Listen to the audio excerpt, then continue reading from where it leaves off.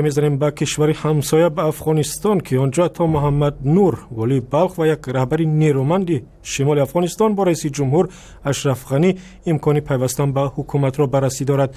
این عملی او میتواند صحنه سیاسی افغانستان را در عرصه انتخابات ریاست جمهوری در سال 2019 هم تغییر دهد. عطا محمد نور در گفتگو با خبرگزاری رویترز گفت: مذاکرات خود هم با جناب رئیس جمهور دوام بدیم و هم برای آرایش دادن و آراسته ساختن جمعیت و مذاکرات با اعضای رهبری جمعیت و سلسله تغییراتی که در نظر است که اعضای شورای رهبری جمعیت بیشتر شود و معاونین هم بیشتر شود، وظایف تقسیم شود، بعد در ولایات و بخش‌های دیگه که لازم است کار صورت بگیره تا جمعیت یک مقدار متحول شود و متحرک شود و یک مقدار سازمانی یافته و سازمانی حرکت بکنه.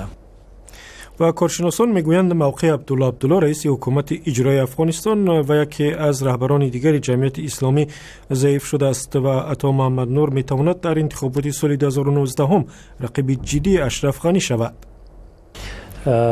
بعد از اینکه در اینجا نتیجه ملموس باشه، نتیجه خوب باشه، قناعت بخش باشه، بله در بلخ ما راضی هستیم که تغییرات باید بیاید و به خود من وظایف پیشنهاد شده و این حسن نیت حسن نظر وجود داره که ما با کابل وظیفه بگیریم، ولی به خودم واقعا ما تنها وظیفه انتخاب نکردیم و شخص خودم اولویت ندادیم. ما میخوایم که در سطح ملی و در سطح احزاب بزرگ و سیاسی یک توجه شد و تغییرات بیاید و اینا راضی باشن و سهم خوب با حکومت داشته باشن. این برای ما اولویت است.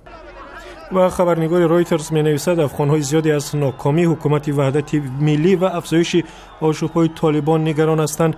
همچنین سازش با حزب اسلامی گلبدین حکمتیار سهم قبیله‌های پشتون را در حکومت بیشتر کرده سبب شده است که بسیاری از تاجیکان افغانستان و به ویژه اعضای جمعیت اسلامی خود را در کنار احساس کنند. و از سوی دیگر مشکل‌های عبدالرشید دوستم معاون اول رئیس جمهور که مثل عطا محمد نور در شمال افغانستان تکیه‌گاه دارد و از را غیر قابل پیش بینی کرده است. همین ماه دادستانی افغانستان امر داد 9 محافظ دوستم برای بدرفتاری با والی سابق ولایت جوزجان دستگیر شوند.